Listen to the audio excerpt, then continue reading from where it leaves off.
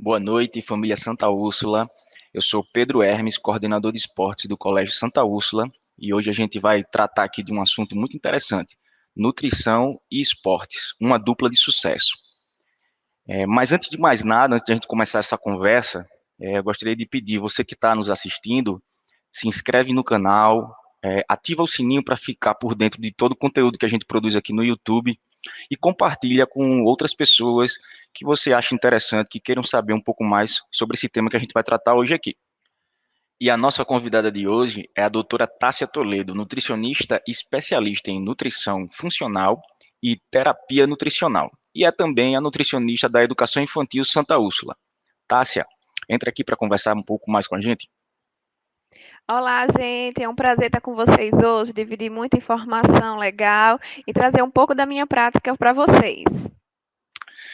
Então, Tássia, devidamente apresentados, queria já entrar no assunto principal da nossa conversa.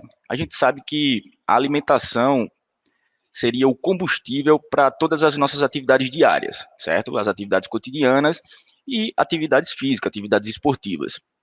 O que é que você pode citar aí para a gente como sendo os alimentos principais, imprescindíveis, que vão compor e que vão nos disponibilizar nutrientes essenciais em cada fase da vida, criança, jovem, adulto e idoso também.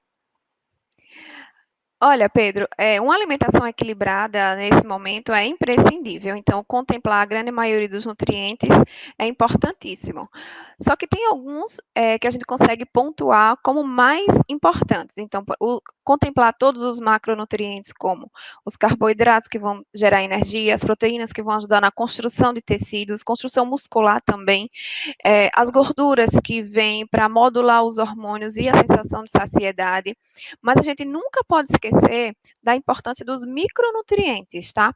Então, alguns são imprescindíveis de estar num plano alimentar equilibrado, como a vitamina D, que está presente em leites e derivados, sardinha, o cálcio, tá? Também nos leites derivados, vegetais verdes escuros, o magnésio, que estão nas castanhas, nos cereais integrais.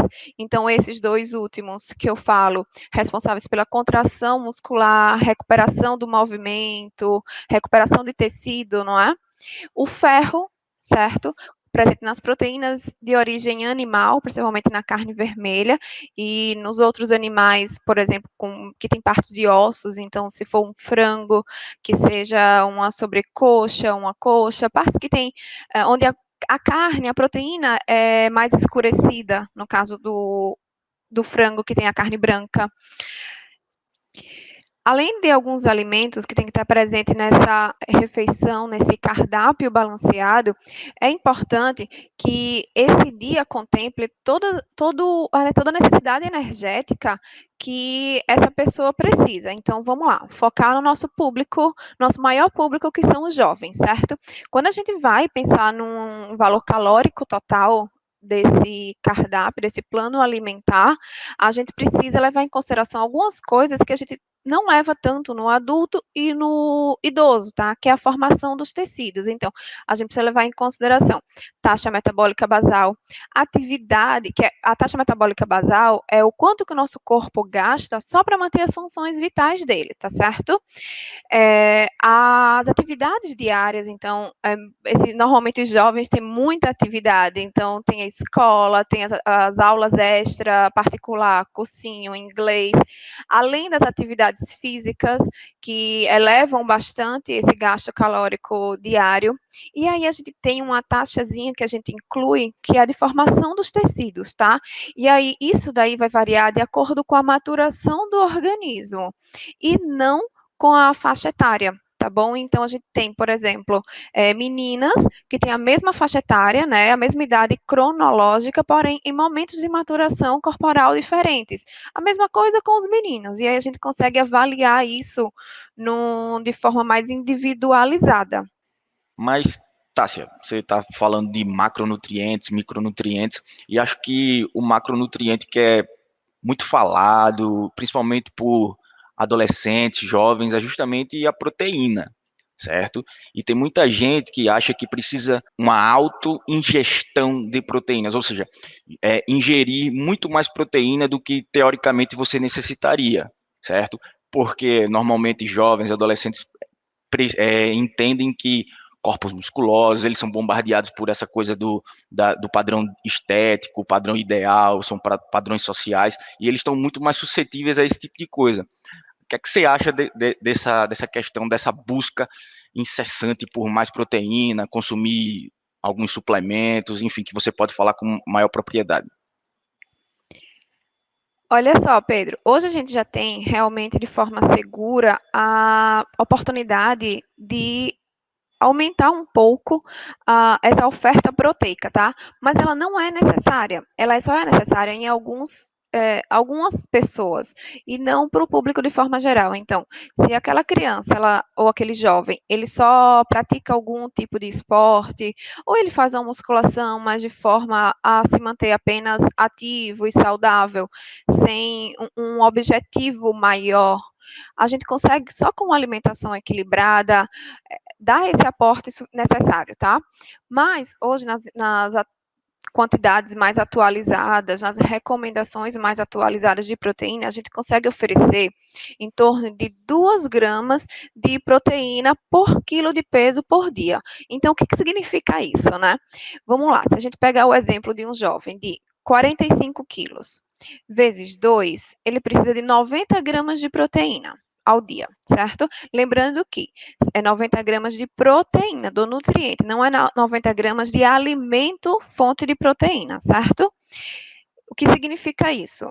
Que para eu alcançar 90 gramas de proteína ao dia, eu preciso apenas de 3 bifes de frango.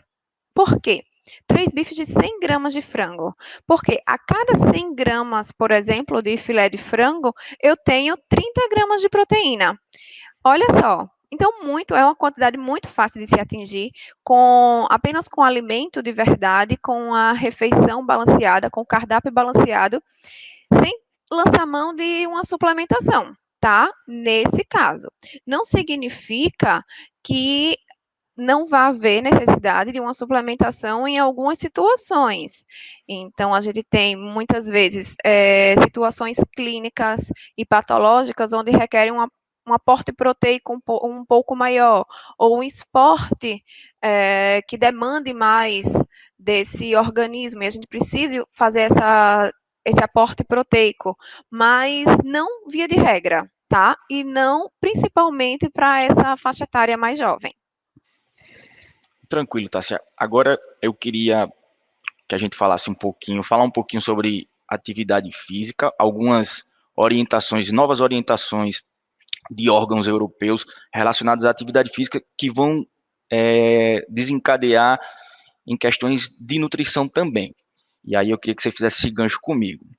Essas novas orientações, elas são muito influenciadas pela situação que a gente vem vivendo há quase 2 anos, tá? Situação de pandemia. Com a pandemia, as pessoas passaram a se exercitar menos, fazer menos atividade física, por motivos óbvios, tá? Que a gente já tratou, inclusive, numa outra quarta compartilhada. E aos poucos, foi se flexibilizando essa possibilidade de se exercitar. Só que aí você carrega um problema, né? Você ficou muito tempo inativo, e a gente já tem uma população que é bem, é bem sedentária, tá? É um problema muito sério, isso no Brasil, tá? A gente tem quase metade da população em situação de sedentarismo. Junto com a pandemia, aí vem o seguinte, uma determinação de 150 minutos por semana de atividade física moderada. Então, pula de 150 e esse número praticamente dobra. Ele vai lá, vou dizer um número redondo, mas ele vai para 300 minutos por semana de atividade física moderada. Isso para você ter um controle relativo de ganho de gordura, tá? Um controle do percentual de gordura no seu corpo. E aí, em contrapartida, a gente vê que cada vez mais jovens e adolescentes se tornam sedentários, tá? Isso muito pelo estilo de vida, pela não compreensão de como utilizar as tecnologias da forma adequada. Tecnologia é uma coisa que veio para ficar há muito tempo e ela só vai avançando. A gente precisa fazer um equilíbrio disso, mas aí passa muito tempo jogando videogame e a troca de estilo de vida é visível, é notório.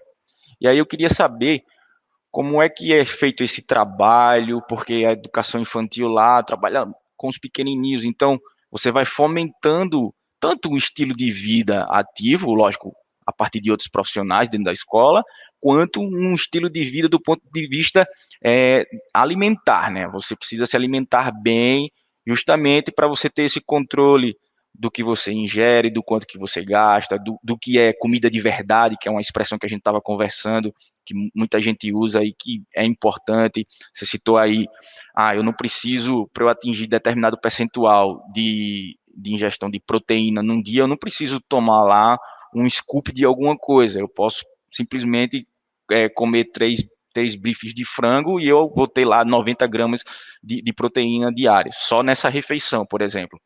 Então, eu queria que você dissesse como é que é esse trabalho, fomentar nas crianças, que acho que é muito importante e nosso público precisa saber desse tipo de coisa. Então, olha só, essa fase pré-escolar, de idade pré-escolar, é importantíssimo, porque eles estão em formação, amadurecimento, tá? Desenvolvendo habilidades. Então, oferecer refeições, no nosso caso, lanches saudáveis, com alimentos naturais e não processados, nem ultraprocessados, é de fundamental importância para que eles criem esses hábitos e tenham mais intimidade com os alimentos de verdade.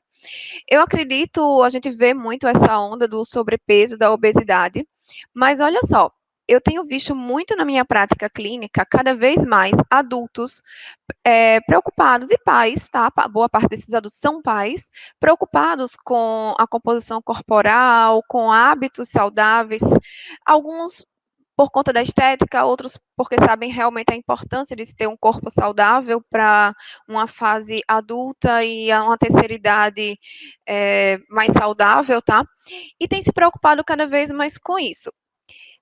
É muito claro na minha visão que, a partir do momento que esses adultos responsáveis por algumas crianças passam a se alimentar melhor, passam a fazer escolhas melhores para as suas casas, e essas crianças passem a conviver com alimentos mais saudáveis, ingerir alimentos mais saudáveis, isso vai diminuindo ao longo do tempo. Então, eu duvido um pouco que essa onda de sobrepeso e obesidade, ela só vá crescer. Eu acredito muito na conscientização do momento. Isso foi um ponto positivo que a pandemia trouxe. É que a gente tem se preocupado muito mais com a nossa saúde. A pandemia veio mostrar para a gente que quem tem um corpo mais saudável, quem tem hábitos de vida mais saudáveis, consegue encarar melhor os desafios da vida. Nesse caso, um vírus, mas os desafios de forma geral, de ter de crescer, construir um corpo mais saudável, virar um adulto mais saudável e ter uma terceira idade, entrar na fase idosa de forma mais saudável. Show de bola, tá certo. Agora a gente já flutuou sobre essa temática que a gente vai abordar mais propriamente dita, que é a suplementação. Nas últimas 2 décadas, a gente pôde ver um crescimento muito grande e um acesso muito mais fácil a vários tipos de suplemento alimentar, certo? Normalmente buscado por jovens, por adolescentes, isso é uma crescente, é um fato, tá? E eu, como professor de educação física, vivencio e vejo muito esse tipo de coisa, a necessidade de se antecipar resultados, muitas vezes, e normalmente são jovens e adolescentes um pouco mais impacientes, que não têm não acreditam ou não querem seguir um plano alimentar onde vai te dar o resultado, mas leva um pouco mais de tempo, porém de forma mais saudável, por exemplo, e vão indiscriminadamente buscando essa suplementação. Eu queria saber como é que a nutrição encara isso, como é que você realiza esse trabalho com famílias, com os próprios pacientes, os próprios alunos, tá? De esclarecer, olha, você precisa disso, a sua demanda é essa, você pode alcançar resultados assim, através de alimentação, através de comida de verdade. Esses alimentos aqui vão te dar nutrientes suficientes para você alcançar os seus objetivos, seus resultados. A nutrição é parte fundamental para esclarecer e desvendar esses mistérios que só os suplementos podem nos direcionar a bons resultados. Então, o jovem, quando entra nessa fase da vaidade, né, da busca por músculo, definição, resultado estético, ou até mesmo alguns que trabalham com performance, né, querem resultados muito rápidos e buscam, e a gente tem uma facilidade hoje enorme de acesso à informação, que são as redes sociais, que é a internet. Então, hoje em dia, com essas redes sociais, é muito mais fácil de você acompanhar o dia a dia de algumas pessoas que treinam, da alimentação, do cardápio diário, de refeição a refeição, eles estão lá, todo mundo está mostrando o que come, o que não come, e aí muitas vezes a gente acredita que aquela imagem que é mostrada na rede social é fruto apenas daquela refeição ou daquele cardápio que aquelas pessoas estão mostrando ali. Muitas vezes isso não é verdade, tá? Existe muita coisa por trás dos vídeos e das fotos de pratos que são mostradas, certo? Uma dieta equilibrada, uma alimentação equilibrada para que se alcance esse objetivo, seja ele estético ou uma performance esportiva, ele necessita ser individualizado. Isso é imprescindível, certo? Existe uma gama enorme de suplementos que são seguros, sim, de serem utilizados, desde que muito bem orientados, tá? A gente já tem estudos muito mais recentes que nos atestam e nos comprovam, sim, a seguridade de se usar um suplemento de proteína, como um whey protein, uma creatina, tá? E alguns outros. A gente não há problema em se utilizar isso, mas a gente tem um controle muito rigoroso, são feitos exames, isso aí é introduzido dentro de um cardápio saudável, tá? E não feito de forma aleatória, só porque chega esse jovem ou esse adulto chega no nosso consultório com essa solicitação, porque quer esse efeito muito mais rápido, achando que o suplemento vai te oferecer esse efeito mais rápido, quando não é verdade. Tá? Esse resultado, ele acontece com o tempo, independente de ser feito uma suplementação ou uma alimentação, tá certo? Não existe mágica, não tem. E aí, quais são os efeitos colaterais mais importantes que essas suplementações apresentam? Então, a gente tem efeito de sobrecarga renal, de sobrecarga hepática, que é do fígado, para metabolização de boa parte dos nutrientes. A gente tem, no público jovem, muitos chegam com a queixa de espinhas, tá?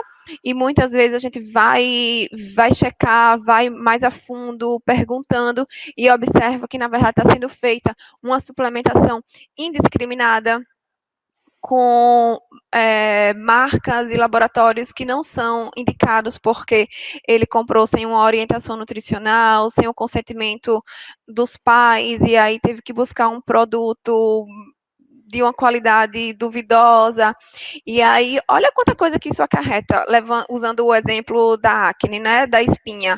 Daí isso começa a aparecer porque junta com essa ebulição hormonal natural da idade, daí já vem um dermatologista que entra junto e fala, ai, não, vamos lá usar um Roacutan, um remédio, sem entrar nesse mérito, mas um medicamento que é conhecido como um medicamento forte, tá? De ação bem pesada no organismo, a gente precisa de um controle muito grande, sendo que a causa não está sendo tratada a causa, e sim o efeito, que é essa acne, tá? E a causa é o suplemento. Mas será que esse suplemento foi retirado da alimentação, do dia a dia? Então, você vai estar tratando um problema e não a causa. Você está tratando o efeito dessa suplementação indevida e não a causa, não retirando. Então, provavelmente não vai ser um tratamento de sucesso, tá? Então, isso aí é só um exemplo que é muito comum, onde eu recebo muito na minha prática clínica, mas tem diversas outras consequências. Eu queria trazer 2 pontos ainda sobre essa temática. Um deles é que o fácil acesso à informação é um caminho sem volta. Tá? A internet está aí, qualquer pessoa pode ter acesso à quantidade infinita de artigos que são produzidos, artigos científicos, tá? Que são produzidos, e você citou dois suplementos que eu já li muito artigo sobre, tá? As nossas áreas estão em contato constante, tá? Nutrição e educação física, tá? É, e você citou whey protein e creatina. Acho que creatina talvez seja um dos suplementos com mais artigos, mais estudos produzidos, certo? Então, não vou aqui fazer divulgação nem nada parecido sobre qualquer suplemento, mas é um suplemento que tem uma certa segurança para se consumir, orientado por um profissional, alguém da nutrição, certo? Um profissional, um nutricionista. O whey protein também, mas cada pessoa tem uma demanda diferente, é um ser único e precisa ser avaliado por esse profissional para poder aderir ou não a um suplemento. Há uns 7, 10 anos, e aí vou compartilhar uma experiência, teve um boom assim no meu ciclo de trabalho que era com outro suplemento, eram os termogênicos, certo? E assim, não era o menino lá que tomava o chá verde e tal, aquele chá e acelerava o metabolismo, aquela coisa. Era o garoto que comprava lá o suplemento, o potinho lá, que tinha um monte de coisa, uma quantidade infinita de cafeína, maior do que o corpo dele suportaria, que aquilo ali acarretaria náuseas, muitas vezes vômito, a depender da reação que você poderia ter. Então, assim, é algo, não é como um medicamento que você vai na farmácia e você precisa de uma receita. Esse tipo de coisa, muitas vezes você consegue comprar sem prescrição de nada. Vai numa loja, e uma loja que está localizada num lugar legal, e você vai lá e compra, e daqui a pouco o menino está tomando. Então, o próprio acesso à informação, profissionais de educação física, profissionais de nutrição, outros profissionais precisam estar esclarecendo isso para crianças, jovens, adultos, que a internet está aí. Você pode pesquisar, você pode se informar, você pode buscar profissionais e entender um pouquinho desses suplementos, certo? Antigamente era muito mais difícil você ter acesso a isso. Hoje não, é muito fácil. E se livrar dessas ciladas causadas por esse consumo indiscriminado é importante. E acho que também é nosso papel de estar esclarecendo esse tipo de coisa.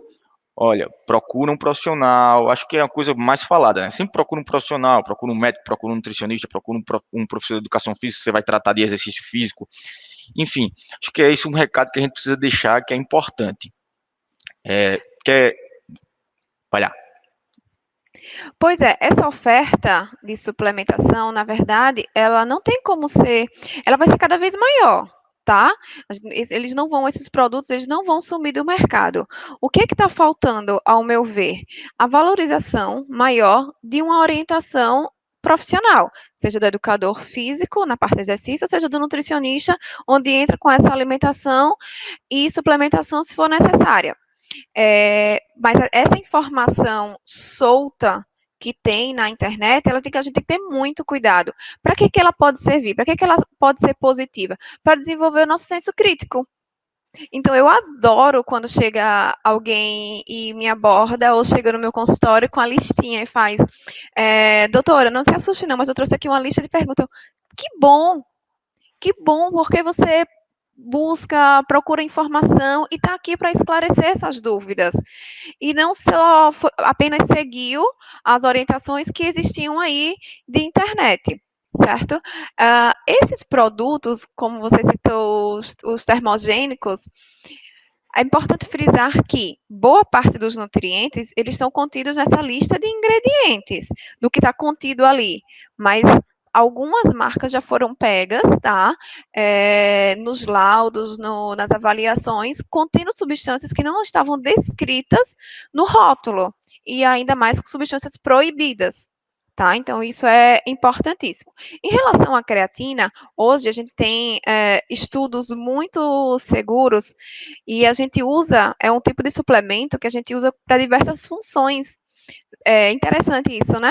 Não só esportiva, mas a gente usa para a parte cognitiva, quem tem histórico familiar, por exemplo, de doenças neurodegenerativas, então para idosos que já têm uma queda na parte cognitiva, então de memória, desenvolvimento, para quem tem doenças que comprometem as articulações, tá?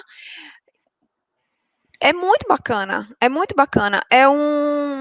São artifícios que a gente tem, que a gente consegue utilizar, mas que não se aplica a todo mundo. Olha só, eu citei efeitos e ações bem pontuais, tá? Não significa que isso engloba a todos, mas isso tem que ser usado de forma segura e muito bem orientada. Perfeito, Tássia. Agora a gente vai passar para uma outra temática que eu achei muito importante a gente trazer aqui, que nos últimos anos eu tenho visto, certo? E muita gente tem visto, o crescimento de atletas, certo? Que são adeptos de algumas dietas que até um tempo isso era impensado, certo? Por exemplo, a dieta vegana, tá?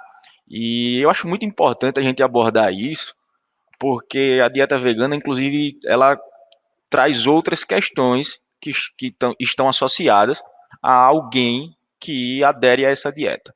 E a gente tem muito jovem, muito adolescente que é adepto, é próprio do jovem consciente e tal. E acho que é importante a gente estar aqui abordando isso e contemplando o pensamento dessas pessoas. Eu queria que você explicasse um pouquinho é, sobre essa questão da dieta vegana, tá? Eu vou citar, por exemplo, porque muita gente diz que não se admite um atleta de rendimento, um atleta que busca performance, alta performance, esse cara ou essa mulher não consumir proteína animal, certo? Isso aí é um mito que desde sempre existe e eu queria saber se esse mito foi quebrado, se esse mito foi deixado de lado, porque agora vou citar o exemplo da Macris. Macris é a levantadora da seleção brasileira de voleibol, jogou agora a Olimpíada e ela é vegana, é declarada vegana.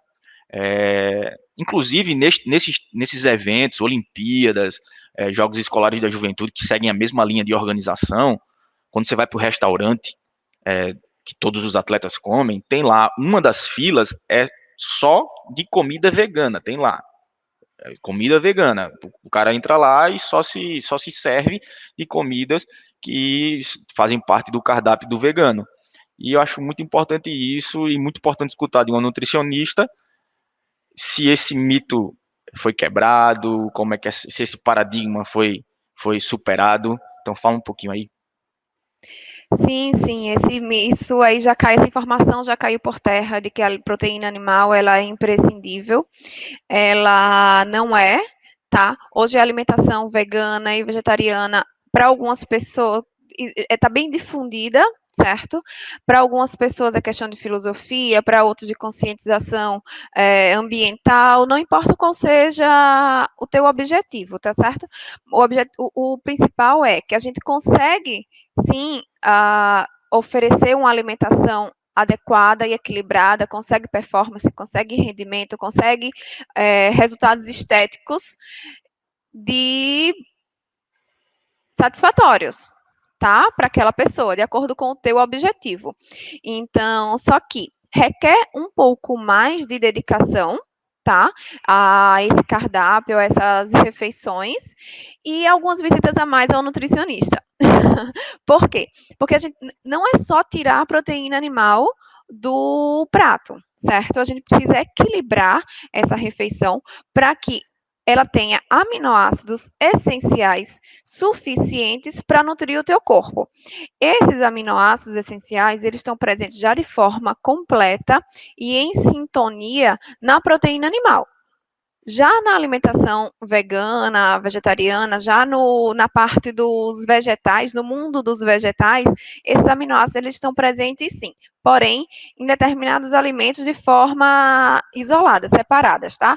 Então, um exemplo bem básico é que num prato rotineiro do dia a dia, do vegetariano, do vegano, daquela pessoa que não come a proteína animal, provavelmente vai ter uma leguminosa, tá? Então, a família dos feijões, então, todos os tipos de feijões que a gente tem, grão de bico, lentilha, ervilha, junto com o cereal, que pode ser um arroz, um milho, uma quinoa. Então, a gente tem uma gama muito grande de alimentos e combinações onde a gente consegue, sim, fornecer esses aminoácidos essenciais de forma a nutrir o corpo, certo? E aí a gente tem que respeitar o ideal de cada pessoa. Hoje, a alimentação está muito mais inclusiva. Como você falou, dos restaurantes e tudo, todos os ambientes eles estão mais inclusivos. Então, eles conseguem contemplar algumas refeições, alguns tipos de alimentações que têm as suas diferenças. Nesse caso, que a gente citou, os veganos, vegetarianos, mas a gente também tem a doença celíaca, então as pessoas que não podem consumir glúten por uma deficiência orgânica na metabolização desse nutriente, tá? A gente tem as pessoas alérgicas à proteína do leite, intolerantes à lactose, enfim, a gente tem diversas características. E aí eu vejo que hoje em dia você chega num restaurante, numa lanchonete, e você sempre tem uma opção que consegue contemplar todos. E isso é muito bacana hoje em dia. Inclusive, Pedro, eu não sei se você sabe, mas tem um atleta de fisiculturismo, ele não é brasileiro, porque ele é vegano. Isso é muito interessante, de como que ele alcançou essa composição muscular, certo? Essa composição corporal de percentual de gordura muito baixo, de teor muscular muito alto, sem a proteína animal. A gente tem também, já hoje, os laboratórios já produzem suplementos veganos, tá? Então, a gente já tem, não, a gente não pode chamar de whey protein, mas a gente chama de proteína de origem vegana, certo?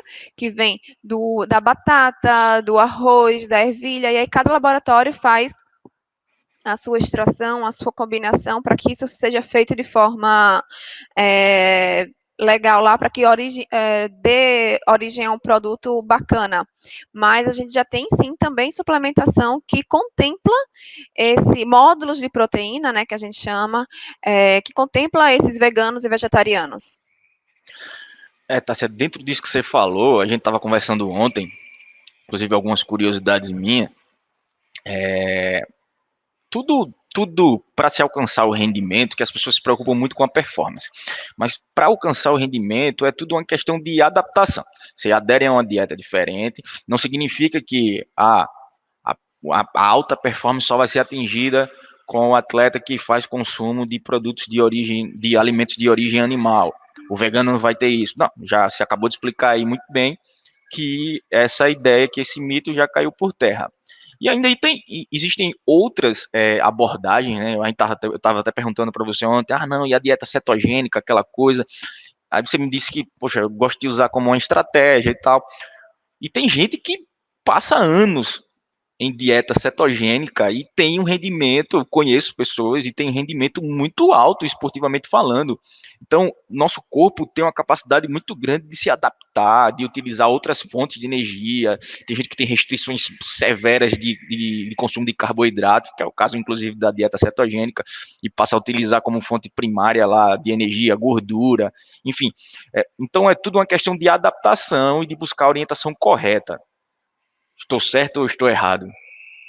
Isso, exatamente. Existem adaptações metabólicas que a gente consegue fazer a esse corpo.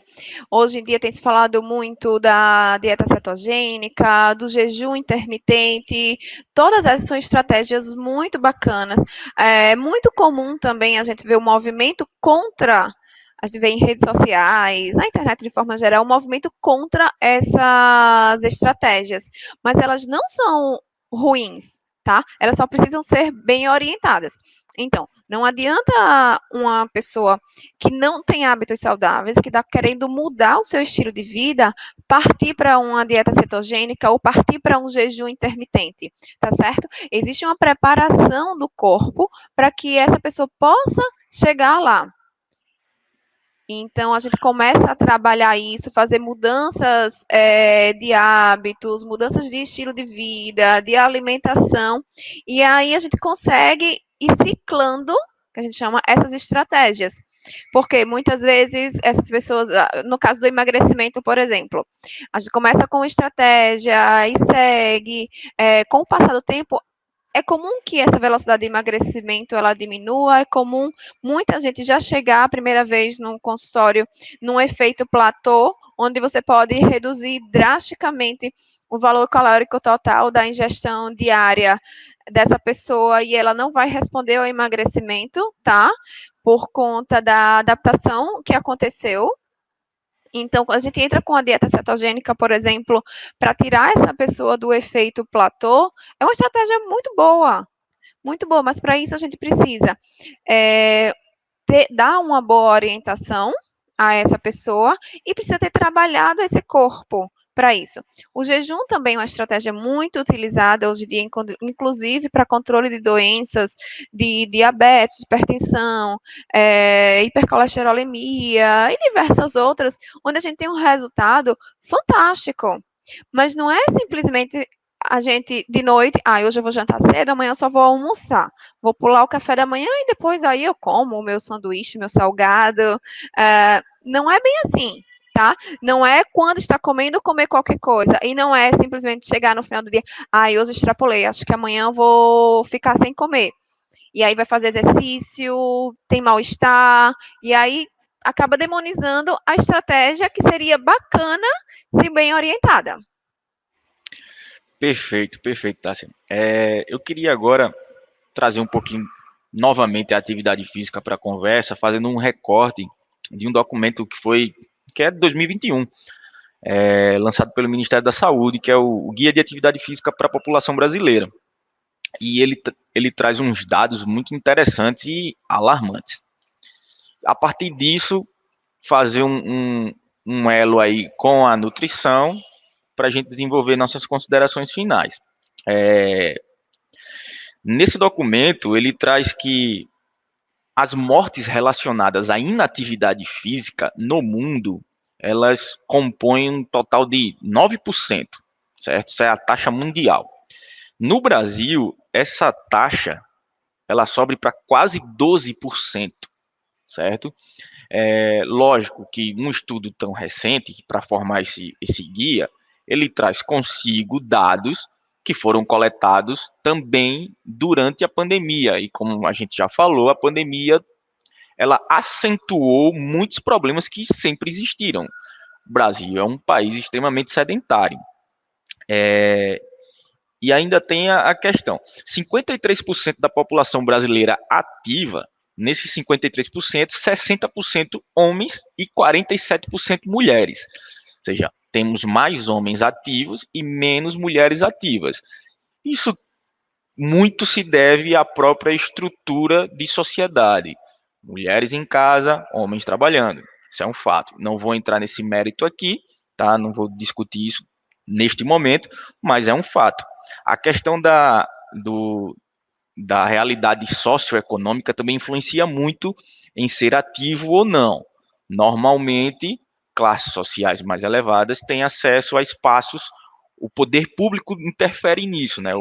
E é uma coisa que é citada nesse documento, que o poder público precisaria facilitar o acesso de todas as pessoas, por exemplo, a ir ao trabalho de bicicleta, a pé, certo? Fazer esse trabalho nessa questão de mobilidade urbana para que você dependa menos de transporte privado, transporte público.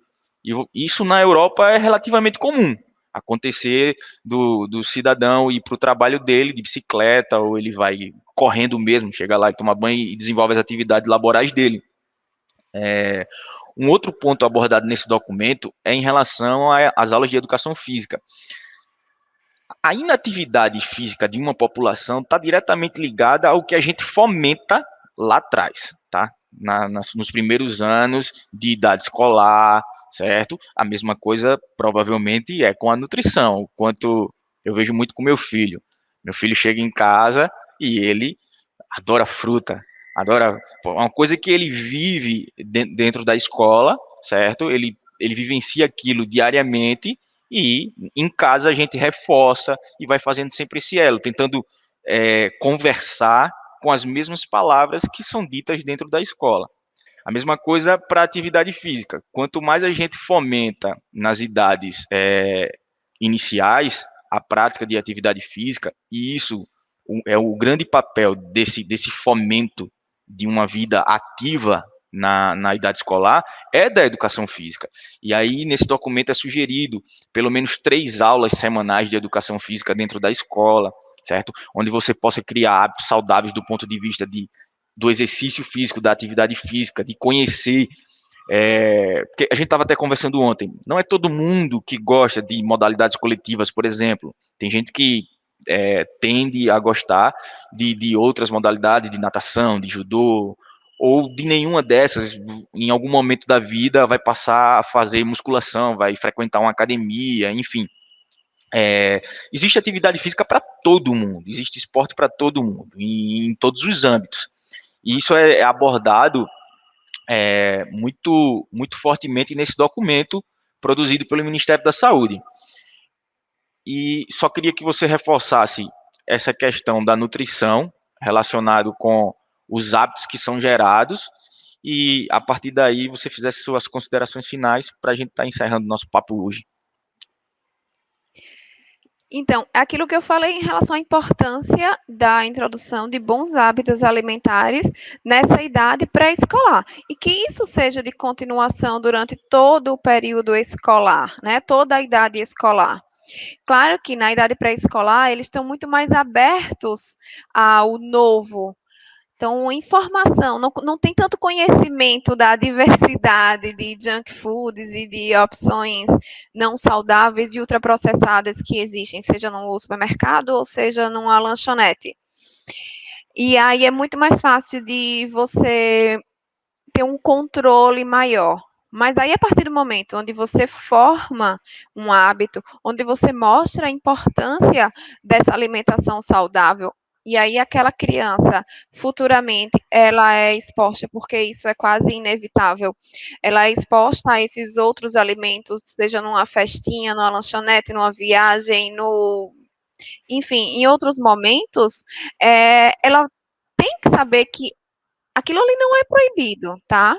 Então, essa proibição, essa demonização, essa condenação de alguns alimentos, isso gera uma ansiedade e uma compulsão pelo doce, pelo proibido, tá? Isso não é legal.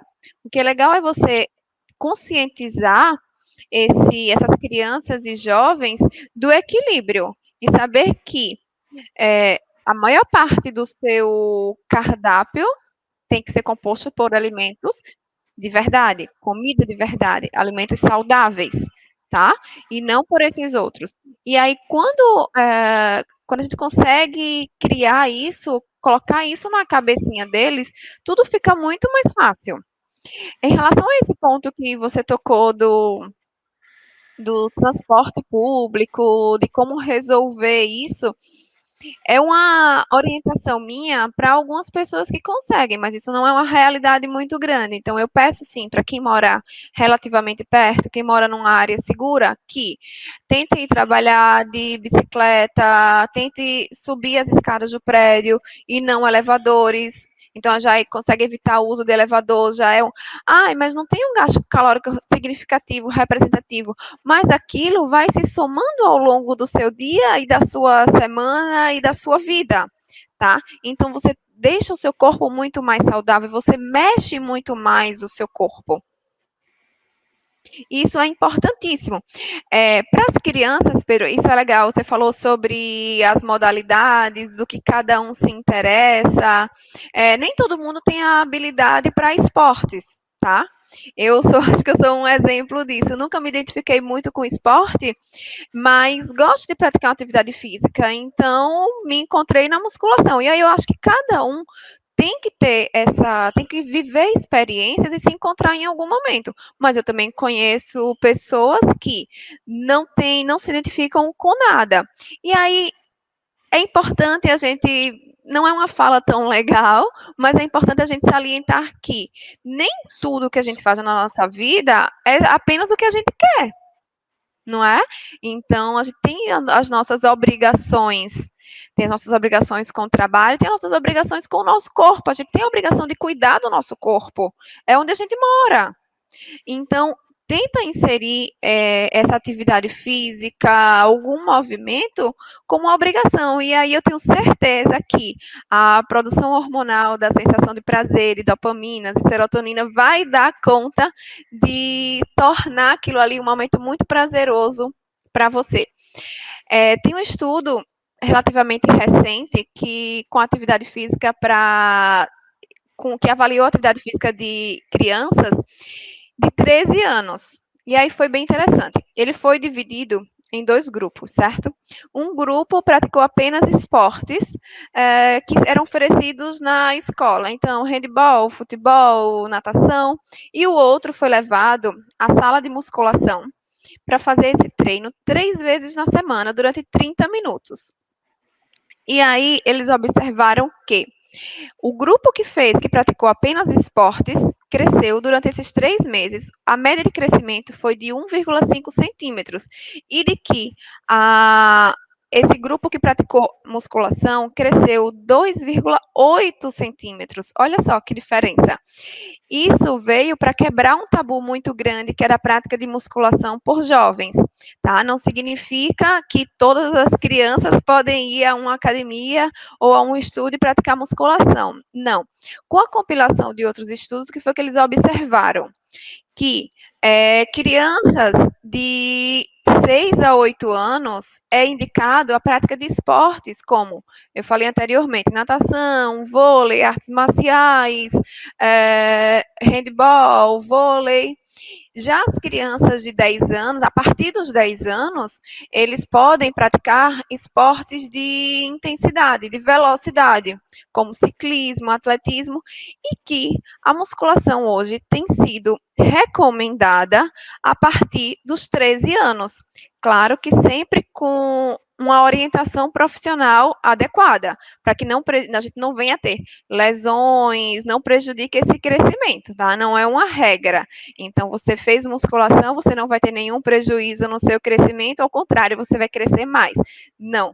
Toda a alimentação e toda atividade física, ela vai ser sempre bem-vinda, desde que bem orientada pelo profissional da nutrição, pelo profissional da atividade física.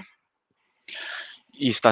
Eu fui ler esse estudo ontem e ele é um estudo de exercícios combinados, né? Tem um grupo que só praticou atividades físicas e esportes coletivos oferecidos dentro da escola, e outro grupo fazia isso e também fazia a musculação paralelo a tudo isso.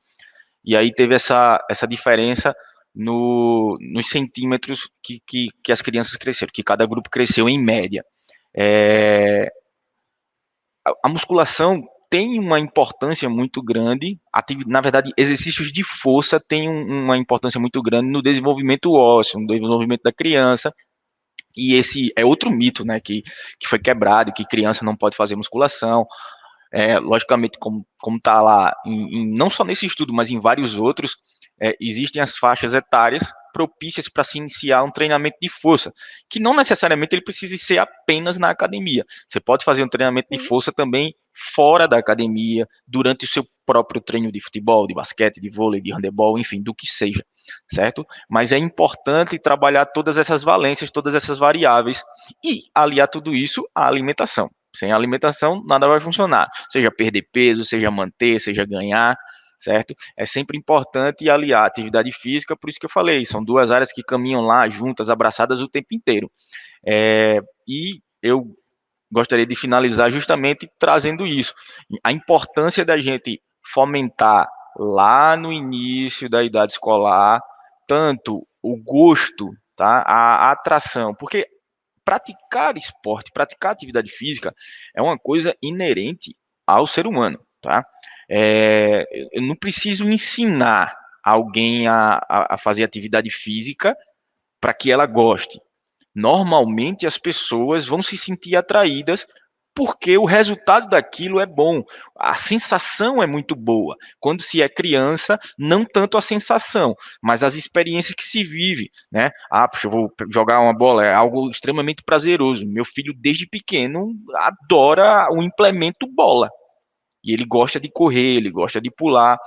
Com o passar do tempo, quando a gente é menos estimulado a isso, a gente vai perdendo o gosto, a gente vai se tornando mais sedentário, usar um termo aqui que não é muito legal, mais preguiçoso, enfim. E a alimentação também está envolvida nisso, né? Não me alimentar corretamente me dará menos disposição para as atividades diárias, inclusive a atividade esportiva, a atividade física. Então, encerro minha fala justamente trazendo isso, a importância da gente fomentar bons hábitos alimentares e bons hábitos em termos de estilo de vida, da prática de atividade física, seja ela esportiva ou seja uma atividade física que não esteja relacionada a alguma modalidade esportiva, tá? Mas é importante o movimento humano, é importante movimentar-se, é importante alimentar-se bem, ter acesso a essas coisas, tá? Então, tá, se você quiser encerrar, fique à vontade. Um questionamento muito comum é: quantos por cento eu tenho que me dedicar à nutrição e quantos por cento à atividade física? E eu costumo dizer que 100% a tudo. Tudo que a gente faz na nossa vida, a gente tem que se dedicar a 100%. Então, não existe o que é mais importante. Existe equilibrar tudo para que tudo caminhe em consonância e dê certo, seja qual for o seu objetivo, sejam objetivos para ter uma vida mais saudável ou para ter um corpo, uma composição corporal diferenciada, não importa. O que importa é que a gente tem que caminhar junto. Quando a gente vai, à medida que a gente vai crescendo, que se essa criança se torna um jovem, se torna um adulto, a gente vai inserindo obrigações na nossa vida, onde vai tornando o nosso dia a dia, a nossa rotina mais atribulada, mais difícil de inserir uma atividade física, mas é sempre questão de prioridade. Quando a gente quer, a gente consegue dar prioridade a determinada ação no nosso dia. Então, isso é muito importante. Busquem, procurem uma forma de inserir a atividade física no seu dia, a alimentação como um todo, de forma saudável, com a orientação profissional, tá? Porque eu tenho certeza que fará toda a diferença, seja no seu rendimento esportivo, de atividade física, ou seja na sua disposição para encarar o seu dia. Foi um Tranquilo, prazer Tássia. estar aqui com vocês. Valeu. Então, Tássia, a gente vai ficando por aqui. Essa foi mais uma quarta compartilhada do Colégio Santa Úrsula com o tema Nutrição e Esportes, uma dupla de sucesso. Você que não é inscrito, se inscreva aqui no canal para acompanhar tudo que a gente produz, ative o sininho para ser avisado quando um novo conteúdo aparecer por aqui e até a próxima quarta. Tchau. Tchau, tchau.